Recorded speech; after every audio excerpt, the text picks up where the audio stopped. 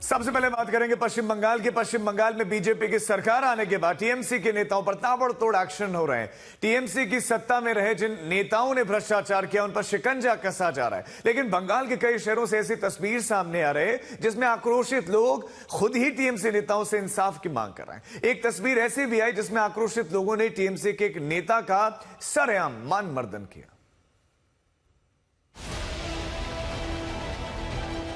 जनता जब गुस्सा दिखाती है तो उसका आक्रोश इस हद तक पहुंचता है। एक आदमी का आधा सर मुंडवा दिया गया है, उसके कमर में पालतू जानवर की तरह एक रस्सी बांधी गई है। एक आदमी उसे घसीट कर ले जा रहा है और पीछे से लोग चोर चोर का नारा लगा रहे हैं। देखिए किस कदर इस आदमी की हुर्मत उतारी गई है। इसी समय एक आदमी आता है और इस शख्स के गले में जूतों की माला पहनाता है।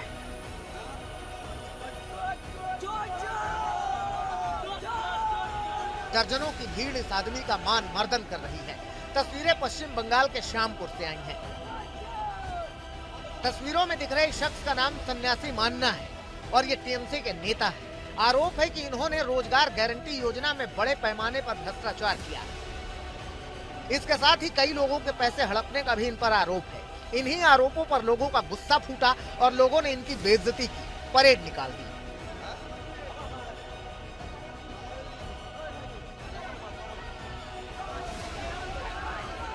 जानकारी मिली तो पुलिस पहुंची और लोगों को समझा बुझाकर किसी तरह से इन्हें अपने साथ सुरक्षित ले गई। शुभेंदु सरकार आने के बाद ऐसा लग रहा है जैसे टीएमसी के नेताओं के दुर्दिन आ गए हैं, क्योंकि उनका फैसला सीधे जनता ही कर रही है। तापस सेनगुप्ता, कोलकाता, आज तक। बात सिर्फ इतनी नहीं है, टीएमसी के नेताओं पर लोगों का आक्रोश ऐसा फूट रहा है कि वो जहां भी दिखते हैं उन पर अंडे टमाटर बरसाए जा रहे हैं। टीएमसी के खिलाफ लोग खुलकर सामने आ गए। पुलिस थाने के बाहर टीएमसी के नेता पर अंडे बरस रहे हैं। नाराज लोग सैकड़ों की तादाद में अंडे बरसा रहे हैं।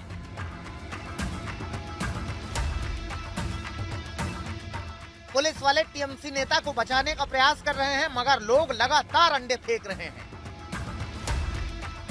ये तस्वीरें कोलकाता की हैं, जहां टीएमसी पार्षद बापादित्य दास गुप्ता को निशाना बनाया जा रहा है। 6 जून को बापादित्य की गिरफ्तारी हुई थी। आज जब उन्हें पुलिस थाने से बाहर पुलिस ले जा रही थी तभी अटैक हुआ। टीएमसी नेताओं पर हो रही कार्रवाई की दूसरी तस्वीर देखिए। साड़ी के गट्ठर के नीचे टीएमसी नेता छिपने की कोशिश कर रहे थे, मगर पुलिस ने खोज निकाला। ये चौंकाने वाली घटना हावड़ा के उदय नारायणपुर के बिलासपुर इलाके में हुई। पुलिस की कार्रवाई और टीएमसी नेता के छिपने का वीडियो सोशल मीडिया पर वायरल हो गया है। वीडियो में दिख रहे व्यक्ति का नाम ब्रह्मानंद चक्रवर्ती है, जो तृणमूल कांग्रेस का स्थानीय नेता है। स्थानीय लोगों ने उस पर हाउसिंग स्कीम के फंड से कट मनी यानी अवैध कमीशन लेने का आरोप लगाया है। जब पुलिस स्टेशन में उसके खिलाफ शिकायत दर्ज कराई गई तो पुलिस उसे खोजने पहुंच गई। तभी वो गिरफ्तारी के डर से एक कपड़ा दुकान के स्टोर रूम में साड़ियों के ढेर के नीचे छिप गया। हालांकि पुलिस ने इसे खोज निकाला और गिरफ्तार कर लिया। शुभेंदु सरकार के आने के बाद टीएमसी के दागी नेताओं पर धुआंधार कार्रवाई हो रही है।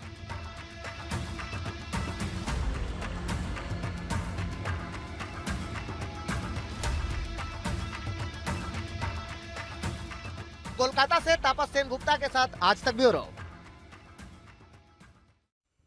टीएमसी के नेताओं पर लोगों के हमले के अब वीडियोस वायरल हो रहे हैं। कहीं पर टीएमसी नेता को घसीटा जा रहा है, कहीं पर लोग हमला कर रहे हैं।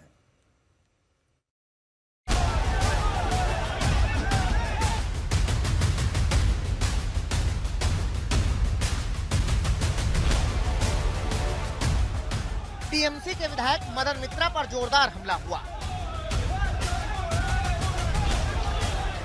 नाराज लोग मदन मित्रा पर अंडे फेंक रहे हैं। यह हमला उस वक्त हुआ जब वे अपने विधानसभा क्षेत्र कमरहाटी पहुंचे थे। वहीं नाराज लोगों का गुस्सा फूट पड़ा। एक तस्वीर हुगली से भी आई है, जहां भीड़ टीएमसी के नेता को सड़क पर खींचते हुए थाने तक ले गई। इस घटना का वीडियो सोशल मीडिया पर वायरल हो रहा है। गमछा पहने तृणमूल नेता तपस चक्रवर्ती को लोग खींचकर थाने ले गए और पुलिस के हवाले कर दिया। बीजेपी का दावा है कि कई भ्रष्टाचार और तोलाबाजी के मामलों में इस नेता का नाम सामने आया था।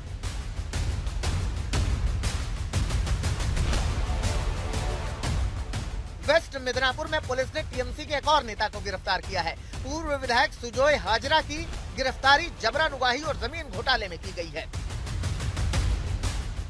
उधर उत्तर 24 परगना जिले के गोपाल नगर में टीएमसी ट्रेड यूनियन के नेता कथित तौर पर कट मनी के नाम पर लिए पैसे वापस करते दिखे। इन्होंने टोटो ड्राइवरों से ये अवैध वसूली की थी।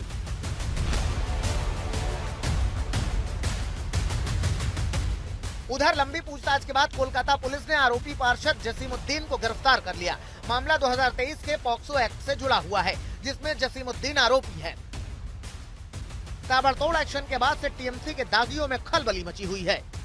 हुगली से पार्था राहा, तापस सेन गुप्ता के साथ अनुपम मिश्रा, कोलकाता, आज तक। अब इस बीच कांग्रेस की ओर से टीएमसी पर निशाना साधा गया। कांग्रेस ने कहा कि टीएमसी के नेताओं ने सत्ता में रहते हुए चोरी की थी तो कार्रवाई तो होगी।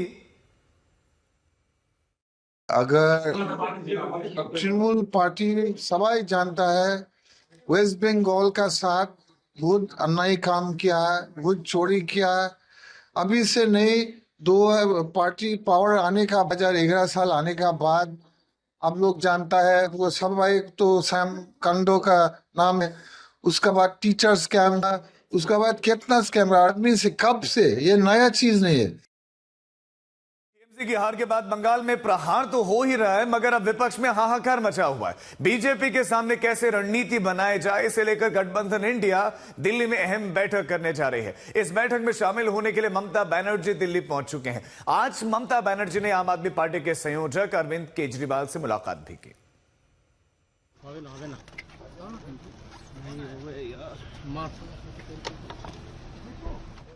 लेकिन इस तरह बीजेपी कह रहे हैं कि गठबंधन इंडिया की इस बैठक का कोई भी असर पड़ने वाला ही नहीं है, क्योंकि ये सब लोग हताश हैं।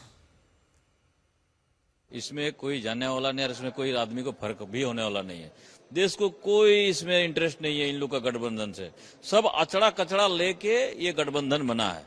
रिजेक्टेड पर्सन सब है, समाज जिसको एकदम रिजेक्ट कर दिया है। उन लोग एक साथ बैठ के कुछ खाना उना खाएंगे। इतना घोटाला किया, ये सब पैसा थोड़ा सा तो खर्चा करना पड़ेगा, उसी का व्यवस्था है और कुछ नहीं है। बंगाल के नेता प्रतिपक्ष वित्रब्रत बैनर्जी ने आज तक से एक्सक्लूसिव बातचीत की है और इस बातचीत में दावा किया है।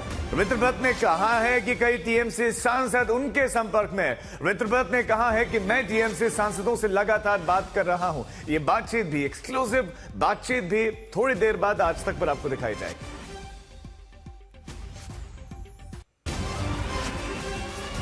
तो वित्रब्रत बैनर्जी बड़ा दावा कर रहे हैं। टीएमसी में पहले बड़ी टूट दिखाई दे रहे हैं, लेकिन अब सांसदों के संदर्भ में बहुत बड़ा दावा वित्रब्रत बैनर्जी कर रहे हैं। वो कह रहे हैं कि टीएमसी के कई सांसद मेरे संपर्क में है, यानी कि उनका एक एक बयान ममता बनर्जी की मुश्किलों को बढ़ाता हुआ दिख रहा है।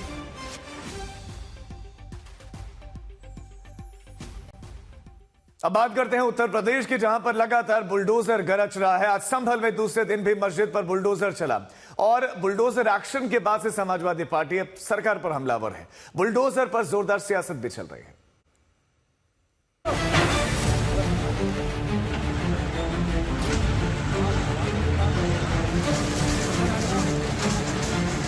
गरज रहा है बाबा का बुलडोजर और जमींदोज हो रहा है अवैध निर्माण।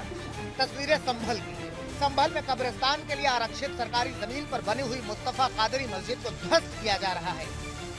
मेहराबें गिराई जा रही हैं, मीनारें ढहाई जा रही हैं। संभल के कसेरुआ गांव में सरकारी भूमि पर बनी हुई मुस्तफा कादरी मस्जिद को ध्वस्त करने के लिए दूसरे दिन भी लगातार एक्शन जारी है और आप मेरे पीछे देख सकते हैं। देखिए, इस वक्त कसेरुआ गांव में स्थित जो मुस्तफा कादरी मस्जिद थी उसको यहां पर मशीन लगा करके ध्वस्त करने की पूरी कार्रवाई यहां पर की जा रही है। पहले यहां पर 2 बुलडोजर लगाए गए, उसके बाद यहां पर एक हाइड्रा मशीन लगाई गई, लेकिन अब यहां पर जब ये इस पूरे स्ट्रक्चर को नहीं गिराया जा सका तो अब यहां पर पोकलैन मशीन को यहां पर लाया गया है। और आप यहां पर जो सामने देख सकते हैं, देखिए ये जो पूरा मस्जिद का स्ट्रक्चर है वो नीचे कहीं ना कहीं आपको तस्वीरों में जो पड़ा हुआ नजर आएगा, जहां आप जो देख सकते हैं। देखिए अभी यहाँ पर ये पूरी वो मीनार गिरी जो कि यहाँ पर जब इस पर पूरी कार्रवाई यहाँ पर जो की जा रही थी, और इसी तरह से जो लगातार बुलडोजर एक्शन है वो यहाँ पर लगातार जो है जारी है। और इसी के साथ देखिए ठीक आपको मैं पीछे अगर आपको जो तस्वीरों में दिखाऊं तो देखिए यहाँ पर आप जो देखेंगे तो देखिए लगातार पुलिस फोर्स की मौजूदगी यहाँ पर जो बनी हुई है। यहाँ पर आप ये बुलडोजर आपको मशीनों में जो है नजर आएंगे, और देखिए किस तरीके से जो यहाँ पर बुलडोजर और हाइड्रा मशीनें हैं वो लगातार यहाँ पर जो है मौके पर मौजूद है। ये मस्जिद 120 वर्ग मीटर में बनी हुई थी। ये कार्रवाई कल से शुरू हुई थी, लेकिन स्ट्रक्चर के आसपास चूंकि आबादी है इसलिए उसको ध्यान में रखते हुए डिमोलिशन की कार्रवाई की जा रही थी, और कल ये देर शाम तक काम पूरा नहीं हो पाया, इसलिए आज जो है पोकलैंड मंगा करके उस कार्रवाई को पूरा कराया जा रहा है। अब इस बुलडोजर एक्शन पर यूपी की सियासत सुलग रही है। समाजवादी पार्टी के सांसद कह रहे हैं कि अब तो जुल्म की इंतहा हो गई है। जितनी जल्दबाजी में ये फैसला लिया गया है मस्जिद को शहीद करने के लिए, इससे ये चीज साफ जाहिर होती है ये प्री प्लानिंग थी और ये किसी एक मंशा के तहत जल्दबाजी के अंदर काम किया गया है कि जिससे कि सैटरडे और संडे होने का फायदा उठा करके, जैसे कि आजकल कोर्ट भी बंद चल रही हैं या कहीं से मंडे तक का समय नहीं मिला जो ये कहीं से अपना जाकर के कोई स्टे वगैरह ले सके। 27 के समर में अभी समय है, मगर यूपी की सियासत में हिंदू मुसलमान वाली पॉलिटिक्स जोर पकड़ने लगी है। अभिनव माथुर, संभल, आज तक। अगली खबर काशी से, जहां पर तय किया गया है कि महादेव की नगरी में शहर के भीतर मांस मछली की दुकानें शहर के बाहर शिफ्ट की जाएंगी, और इसके लिए बाकायदा जगह भी तय की जा चुकी है। फैसला लिया गया है कि शहर के भीतर मीट मांस मछली बेची ही नहीं जाएगी।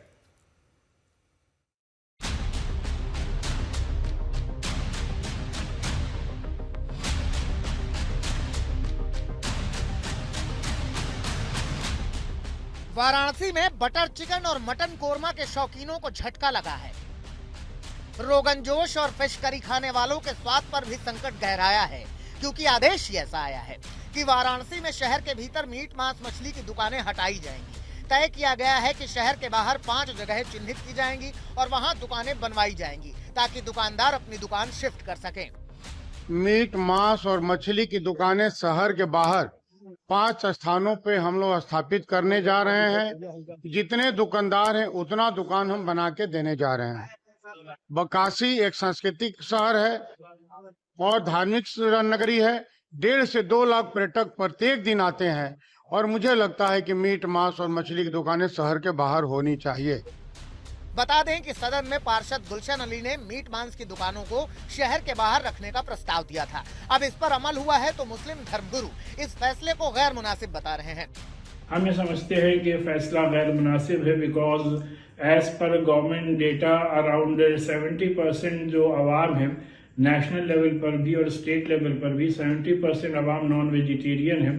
तो जितनी दूर आप इन दुकानों को करेंगे उतनी ही ज्यादा गरानी में इजाफा होगा, कस्टमर्स को जहमत होगी, बिजनेस पर उसका नेगेटिव असर पड़ेगा। लेकिन शिया धर्मगुरु ऐसा नहीं मानते, बल्कि वो इस फैसले का स्वागत करते हैं और एक नई मांग करते हैं। जहाँ जहाँ तीर्थ स्थल हैं, जिस तरीके से आप मांस मछली को कह रहे हैं, उसी तरीके से शराब की दुकानों को भी हटना चाहिए, शहर के बाहर जाना चाहिए। ये गांजा का ठेके जो हैं ये भी हटना चाहिए। किसी भी तरीके के ये जो गलत काम के अड्डे हैं ये उस जगह के ऊपर नहीं होना चाहिए जहां तीर्थ स्थल है। अब यूपी में स्वाद पर सियासत हो रही है, जिसके केंद्र में हिंदुत्व की राजनीति के बीज छिपे हैं। रोशन कुमार, वाराणसी, आज तक। आर्म्स एक्ट के केस दर्ज होने के बाद से पटना में कोचिंग सेंटर चलाने वाले फैजल खान की मुश्किलें बढ़ती जा रही हैं। एक बार फिर फायर डिपार्टमेंट की टीम फैजल खान के कोचिंग सेंटर में पहुंची। वहां पर फायर सेफ्टी के मानकों की जांच की गई।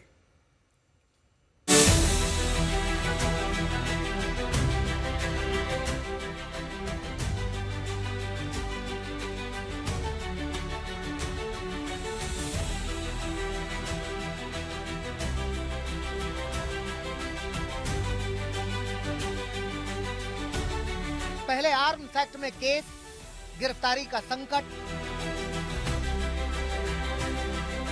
और अब एक और मुसीबत कोचिंग चलाने वाले फैजल खान के सिर पर आ गई है।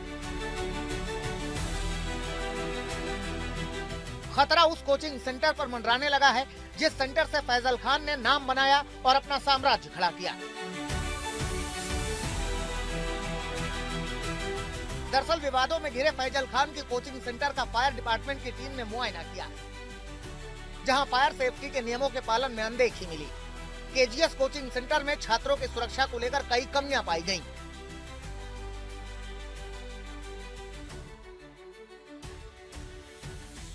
कोचिंग में जो ऑडिट किए हैं उसमें जो फायर से संबंधित जो त्रुटि पाई गई है यथा जो है सो फिक्स फायर फाइटिंग का जो कमियां हैं और जो ऑक्यूपेंसी है बच्चों का जो है उस पर कुछ कमियां पाई गई है। जांच के बाद अग्निशमन विभाग ने कोचिंग सेंटर में इन कमियों को दूर करने के निर्देश दिए हैं। अगर जल्द इन कमियों को दूर नहीं किया गया तो केजीएस कोचिंग सेंटर के खिलाफ बड़ा एक्शन लिया जा सकता है। यहां तक कि फैजल खान के कोचिंग सेंटर को सील किया जा सकता है।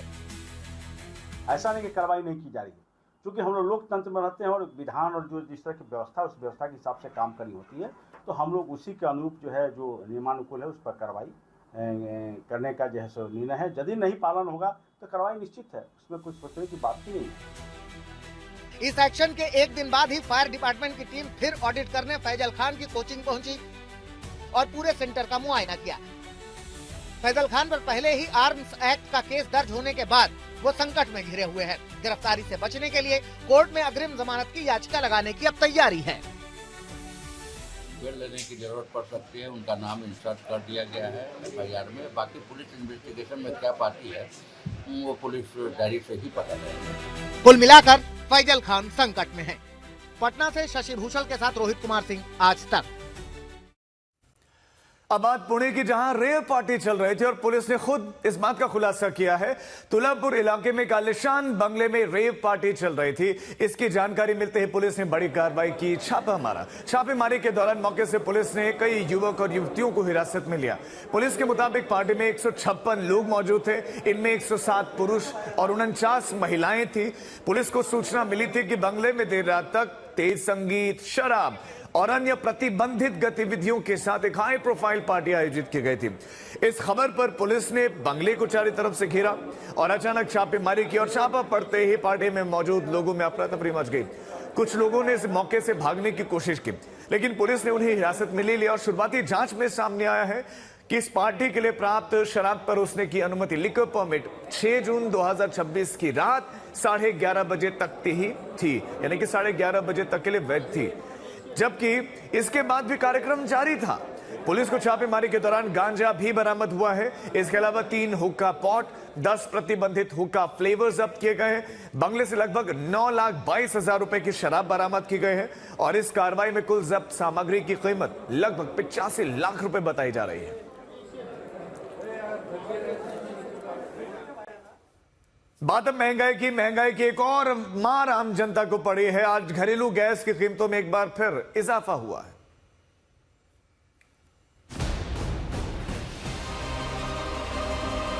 फिर पड़ी है महंगाई की मार, फिर बिगड़ेगा किचन का बजट, फिर से कटी है आम आदमी की जेब। जी हां, आज फिर से घरेलू गैस एलपीजी के दाम में बढ़ोतरी की गई है। घरेलू एलपीजी सिलेंडर 29 रुपए महंगा हो गया है। नई दरें रात 12 बजे से लागू हो चुकी हैं। दिल्ली में अब 14 किलो 300 ग्राम वाला गैस सिलेंडर 913 रुपए से बढ़कर 942 का हो गया है। इसके पहले भी गैस की कीमतों में इजाफा हुआ था। 3 महीने में दूसरी बार एलपीजी के दाम बढ़े हैं। 7 मार्च को एलपीजी सिलेंडर के दाम 60 रुपए बढ़ाए गए थे। 3 महीने में घरेलू सिलेंडर 89 रुपए महंगा हुआ है। गैस के दाम बढ़े तो कांग्रेस ने मोदी सरकार पर निशाना साधा। कांग्रेस अध्यक्ष मल्लिकार्जुन खड़गे ने सोशल मीडिया पर लिखा कि घरेलू एलपीजी दामों में आग की लपटें आम आदमी की रसोई को भस्म करने पर तुली हुई हैं। महंगाई की मार गरीब पे जो पड़ती है ना, वो उसका एहसास शायद इनको हो नहीं रहा है। बहुत बड़ी मार होती है कि पेट्रोल डीजल के साथ में गैस का बराबर एलपीजी का दाम बढ़ता ही जा रहा है। विपक्ष सरकार पर हमलावर है, मगर सरकार कह रही है कि दुनिया में सबसे कम कीमत पर कुकिंग गैस हमारे ही देश में मिलती है। अब गैस पर सियासी गदर है। आज तक ब्यूरो। अमेरिका और ईरान के बीच में तनाव एक बार फिर समुद्र में टकराव की शक्ल लेता दिख रहा है। हॉर्मुज़ स्ट्रेट के पास दोनों ही देशों ने एक दूसरे पर उकसावे वाली कार्रवाई के आरोप लगाए हैं और ईरान ने चेतावनी के तौर पर गोलीबारी करने का दावा किया, जबकि अमेरिका ने कहा कि उसने ईरानी ड्रोन मार गिराए हैं।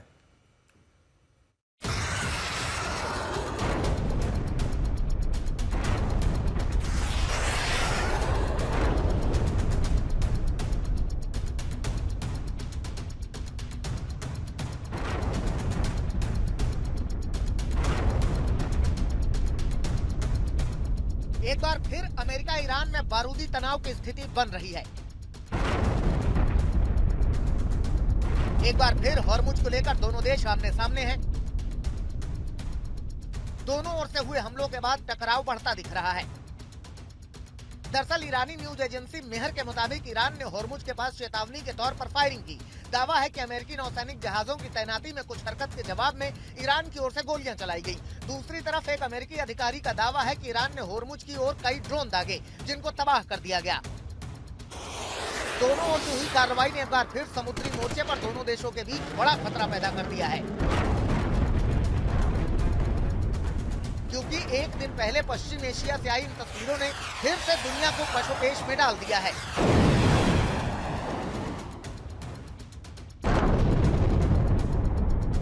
ईरान ने कुवैत पर ड्रोन और मिसाइलों से हमला किया। कुवैत में तेज धमाकों की आवाजें सुनी गईं।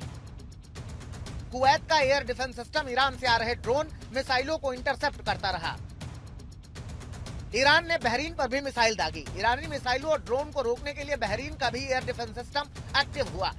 इस हमले की तपिश अभी खत्म नहीं हुई थी कि अब हॉर्मुज पर नया मोर्चा खुल गया है, जिससे दोनों देशों में जंग का संकट बढ़ता जा रहा है। आज तक ब्यूरो।